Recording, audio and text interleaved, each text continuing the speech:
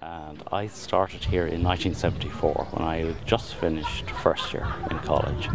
And I remember arriving because I was dropped here rather than where we were staying. I was dropped here with my bags, and the site was covered in a kind of pall of smoke, as it very often was, because George had a very tidy mind and any kind of stray bits and pieces were burnt off. So it was a very exotic site. It was like arriving at something I was thinking, this is like Egypt, this is like an excavation in Egypt, because the site was just so enormous. And those early days we had fantastic fun. It was so enjoyable to work on the site, and the fantastic archaeology was turning up. But we just had so much fun as well. And of course we were all staying together as well. Enormously good fun, and very, very good friends, still very good friends as a result, with many of whom I see here this evening. There were all sorts of fantastic occasions because the archaeology was so extraordinary. Because George was so engaged in it, and so engaged in explaining things to people and drawing them into the story of the site itself. I suppose the most remarkable thing was the evening that we found the polished flint macehead.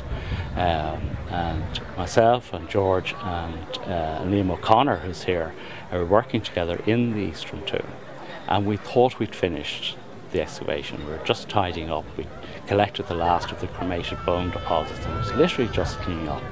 And Liam uncovered this shiny object in the black shale at the base of the floor of the chamber. And at first we thought it was a shell, or it had that, scalloped look to it. And what would the shell be doing? And he worked on, and George and I became more and more engaged. And I'm sure we were absolutely in his way when he was trying to do the excavation. And eventually this macehead was revealed. So we thought it was a fantastic object. I mean, it became more fantastic as we learned more about it. But anyway, it was quite late in the evening, and so we took it out, and it was very carefully packaged. And George put it in his jacket pocket, and off we went home. And of course, in those days, we cycled. So as we were cycling home, George, who was in a fantastic humour, said, "We'll go in and celebrate."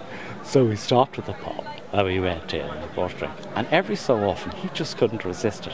He'd take the box out of his pocket and open it just a little bit for the two of us to check it really was there, and then slip it back in. And that was typical of George, his enormous enthusiasm for the archaeology, his enormous, I suppose, exuberance, and his desire to share that with people, and to share just how fantastic everything the site was. So it was a wonderful occasion, absolutely wonderful occasion, but shared just really between the three of us who were working. I think we were the only ones working on the site at the time.